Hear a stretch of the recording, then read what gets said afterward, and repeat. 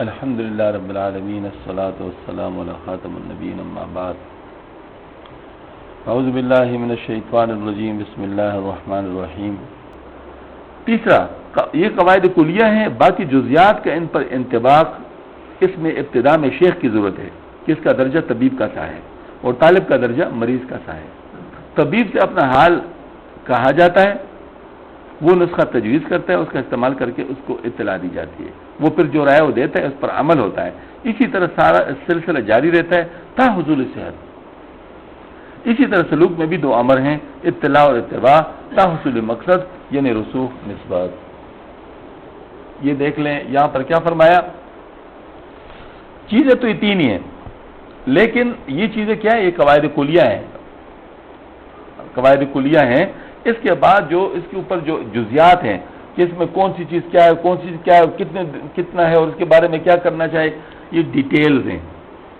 اس کو ہم جزیات کو کیا کہتے ہیں، ڈیٹیلز۔ تو یہ ڈیٹیلز ہیں، تو ان ڈیٹیلز کے بارے میں ہم لوگ نہیں جان سکتے کیونکہ ہر چیز کی اپنی ڈیٹیلز ہوتی ہیں۔ ایک دفعہ ایک ڈاکٹر سے وہ بات ہوئی، یہ سائیکیٹری کا مسئلہ تھا، تو ان سے میں نے کہا کہ بھئی آپ لوگ جو ہے نا وہ جو سائیکیٹری کے جو مسائل جو ٹریٹمنٹ ہوتے ہیں، ٹیبلٹس ہوتی ہیں جو اس قسم کا دیتے ہیں، تو بعض دفعہ ہمیں بھی ضرورت پڑ جاتی کہ لوگ ہمارے پاس آتے ہیں، اس میں تھوڑی بہت میڈیکیشن کی ضرورت ہوتی ہے، تو آپ اس کے بارے میں بتائے تاکہ مطلب لوگ اس کے بارے میں بتا سکیں۔ تھوڑی دیر سوچ کر اس نے کہا یہ ناممکن ہے۔ میں نے کہا کیوں؟ کہتے بہت ساری چیزوں کے ساتھ ملا ہوا ہے، اب بلڈ پریشر کے ساتھ بھی ہے، شوگر کے ساتھ بھی ہے، پلس کے ساتھ بھی، ہارٹ کے ساتھ بھی ہے، کڈنیز، مطلب تمام چیزوں کے ساتھ وہ ٹیبلٹ جو بھی ہوں گے بتائیں۔ اب آپ کو ڈیٹیلز کا پتہ نہیں ہوگا تو آپ کیسے فیصلہ کریں گے؟ ممکن ہے غلط فیصلہ کر لے تو اس کا آپ کو نقصان ہو، لہذا میرا خیال میں آپ اس کو نہ کریں۔ اس کا ایک طریقہ یہ ہے کہ آپ اس کا سائیکالوجیکل سائڈ اپنے ساتھ پہ رکھیں، لیکن سائیکیٹرک سائڈ جو ہے نا وہ ڈاکٹر کے پاس ہی رکھیں، یہ زیادہ بہتر ہے۔ میں نے کہا مجھے آپ کا مشورہ بہت پسند آیا، لیکن بعین ہی یہ چیز ہمارے یہاں بھی ہوتا ہے، اس میں پھر آپ کی بات نہیں چلے گی۔ بات سمجھ میں آ رہی نا؟ یعنی اس کے ڈیٹیلز آپ کے ساتھ ہیں کیونکہ آپ اس کے ماہر ہیں، تو اس دوسری چیز کے ڈیٹیلز پھر ہمارے ساتھ ہیں، مطلب ظاہر جو بھی اس کے ساتھ متعلقات ہوتے ہیں وہ پھر اس کے ساتھ ہوتے ہیں، تو پھر آپ اپنی طرف سے اس میں فیصلہ نہیں کر سکتے، تو اس کے بعد سمجھ میں آ گئی۔ بات سمجھ میں؟ یہ چیزیں ہوتی ہیں، ڈیٹیلز جو ہوتی ہیں یہ ایکسپرٹ کے علاوہ کوئی نہیں کر سکتا۔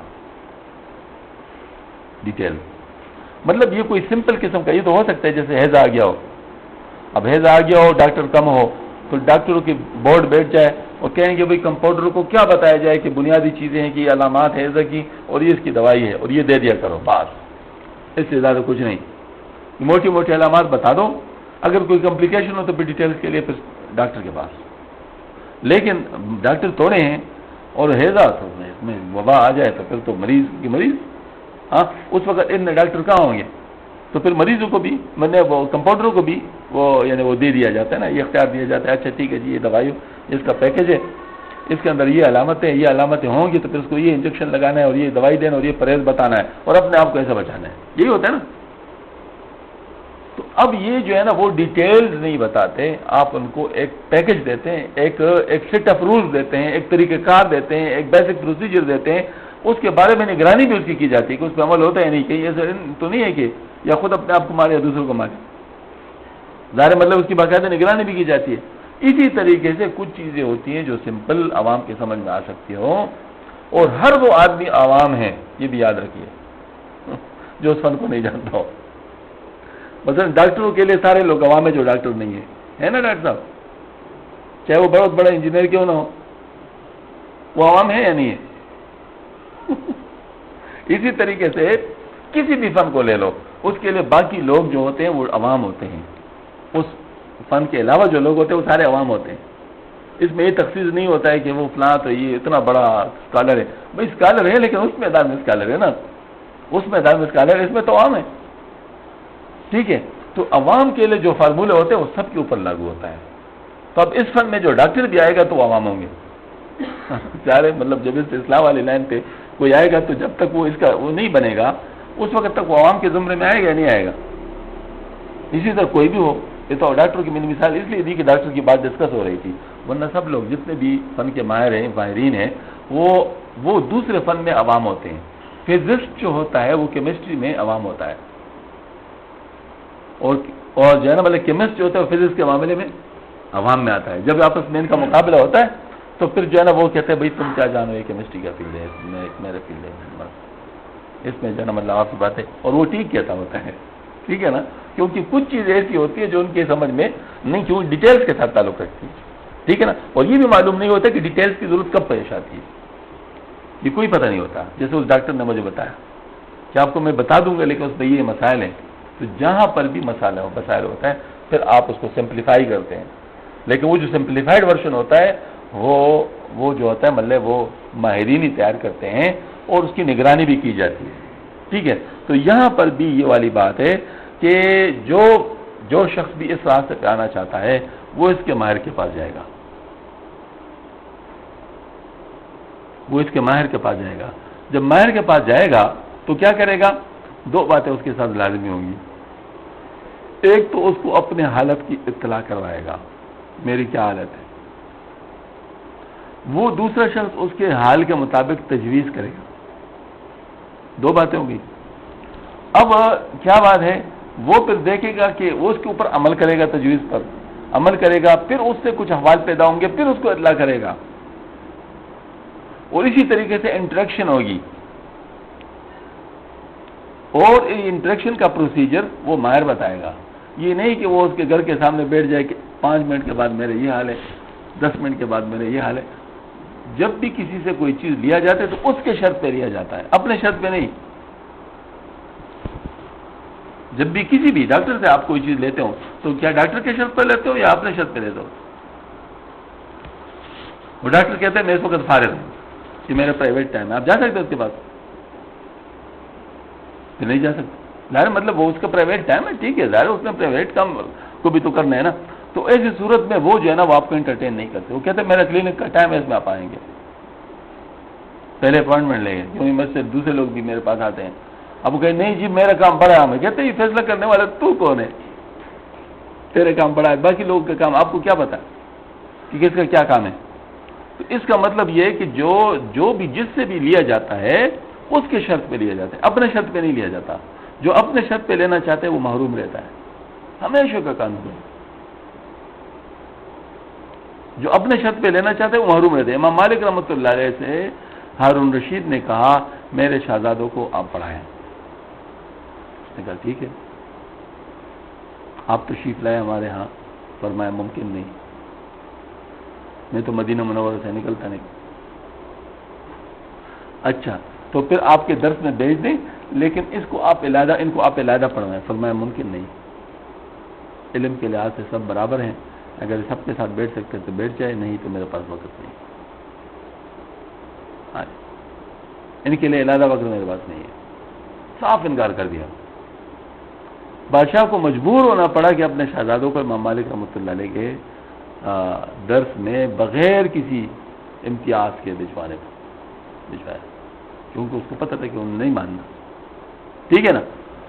وجہ کیا تھی؟ اس کی اصلاح کرنی ضروری تھی کہ بھائی یہ جو ہے نا یہ والی بات کہ جب بھی آپ مانگیں کہ کسی سے بھی مانگیں گے تو اس کے شرط پر مانگیں گے، اپنے شرط پر نہیں. جب آپ نے شرائط طے کروانی شروع کر دی تو پھر اس کا مطلب محرومی کا دل شروع ہوگی. کیوں؟ ایسے مصلح کے اوپر آپ جبر اگر کریں گے تو اس کا دل آپ کے ساتھ نہیں ہوگا، اور یہ کام ذہن کا ہے نہیں. جب دل آپ کے ساتھ نہیں ہوگا، ذہن کا ہے نہیں، تو آپ اس کا زیادہ سے زیادہ ذہن کو تو کنٹرول کر سکتے ہیں، دل کو تو نہیں کنٹرول کر سکتے. دل کے بارے میں تو آپ صلی اللہ علیہ وسلم نے بھی ارشاد فرمایا یا اللہ میں جہاں تک میرے اختیار میں سب کے اور سب بیویوں کے درمیان عدل کرتا ہوں، لیکن دل کا معاملہ تیرے سپرد ہے، اے اللہ اس پہ میرا قابو نہیں ہے.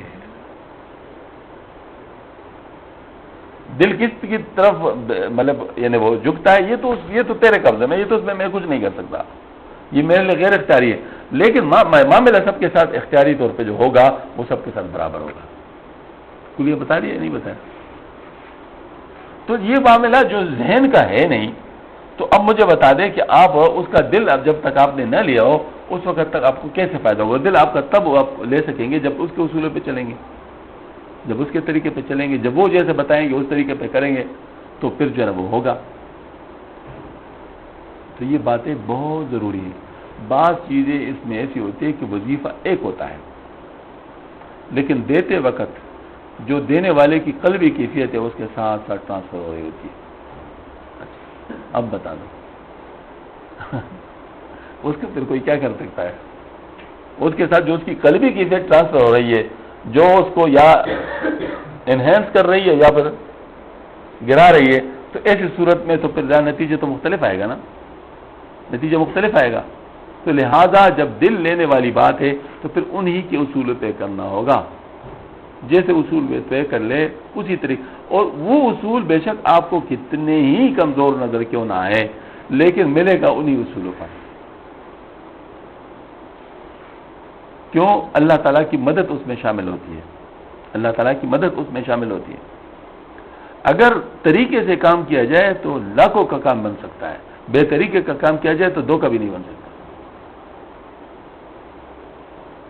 خواجہ معین الدین چشتی اجمیر رحمۃ اللہ علیہ کے ہاتھ پہ 90 لاکھ لوگ مسلمان ہوئے تھے نا، 90 لاکھ لوگوں تک آج کل کے دور میں بات پہنچانا مشکل ہے۔ آج کل کے دور میں صرف بات پہنچانا، مجھے بتایا 90 لاکھ لوگوں کو کیسے بات پہنچائیں گے؟ سب کو جمع کرنا ممکن ہے؟ آپ ان کو ریڈیو کے سامنے بٹھا سکتے ہیں، سب کو ٹی وی کے سامنے بٹھا سکتے ہیں 90 لاکھ لوگوں کو؟ بھائی کیا ہے، چوچو کا مربع ہے، پتہ نہیں کوئی کہاں ہے کوئی کہاں ہے، کیسے آپ کریں گے؟ آج کل کے دور میں ممکن نہیں ہے، تو اس دور کے اندر کیسے ممکن ہو گیا؟ مجھے بتا دیں آپ، یہ کیسے ممکن ہوا؟ اللہ کی مدد تھی نا۔ تو اللہ کی مدد کے بغیر یہ کام نہیں ہو سکتے، اور جب اللہ کی مدد ہوتی ہے تو پھر ایسا ہوتا ہے۔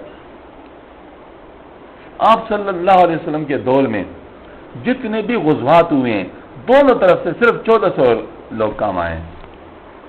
ان میں مسلمان جو شہید ہوئے وہ بھی شامل ہے، جو کفار مر گئے وہ بھی شامل ہے۔ 1400 کے لاس پر اتنی بڑی اچیومنٹ کوئی تصور کر سکتا ہے؟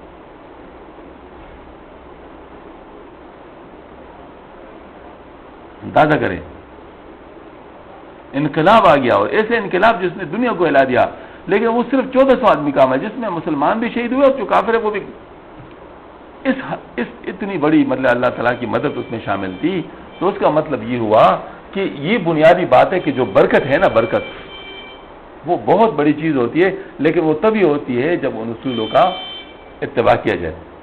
اور ایک دفعہ ایسا ہوا کہ وہ پہلی دفعہ جو مجھ سے لوگ بیعت تھے، تو ان کو جب پتہ چلا کہ سلسلے کا فروغ ہو گیا اور بہت سارے لوگ بیعت ہو گئے نا، تو ان کے ساتھ بڑی فکر ہو گئی۔ تو مجھے انہوں نے اطلاع پہنچائی کہ اب تو ہماری باری نہیں آئے گی۔ اب تو ہماری باری کیسے آئے گی؟ ظاہر مطلب اتنے سارے لوگ ہو گئے۔ تو میں نے ان کو ایک جواب دے دیا، میں نے کہا دیکھو، اگر کسی افسر کو ایک مس میں 100 آدمیوں کو کھانا مہیا کرنے پہ مقرر کیا گیا ہو اور 100 پیکٹس اس کے لیے ان کو ملتے ہوں، اب اگر وہ افسر ترقی کر لے اور اس کو 1000 کے مس پر نگران بنا دی جائے اور 1000 لوگ کے پیکٹس اس کو مہیا کیا جائے، کچھ مسئلہ ہوگا؟ کچھ مسئلہ ہوگا؟ بات یہی بات ہے۔ تو آپ اس کی فکر نہ کریں کہ لوگ زیادہ ہو گئے، اپنا تعلق مضبوط کریں، وہ آپ کے اپنے دل میں، آپ کے مسئلے کا حل آپ کے دل میں موجود ہے، آپ کے مسئلے کا حل آپ کے دل میں موجود ہے۔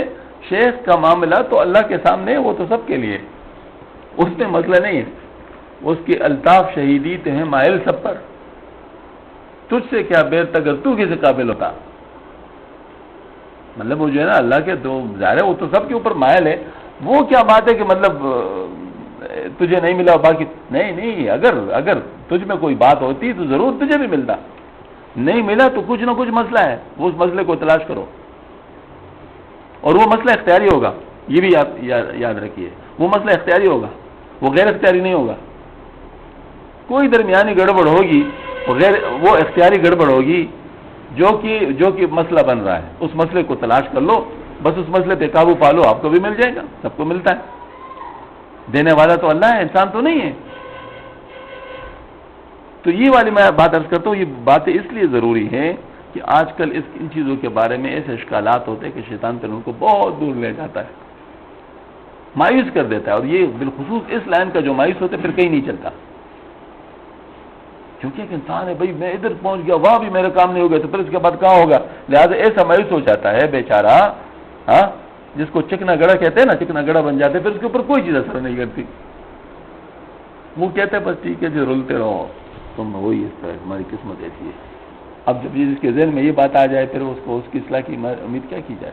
مایوس نہیں ہونا چاہیے. مایوسی جو ہے کفر کے قریب کر دیتی ہے. مایوس نہیں ہونا چاہیے، عمل کرنا چاہیے لیکن اصولوں کے ساتھ.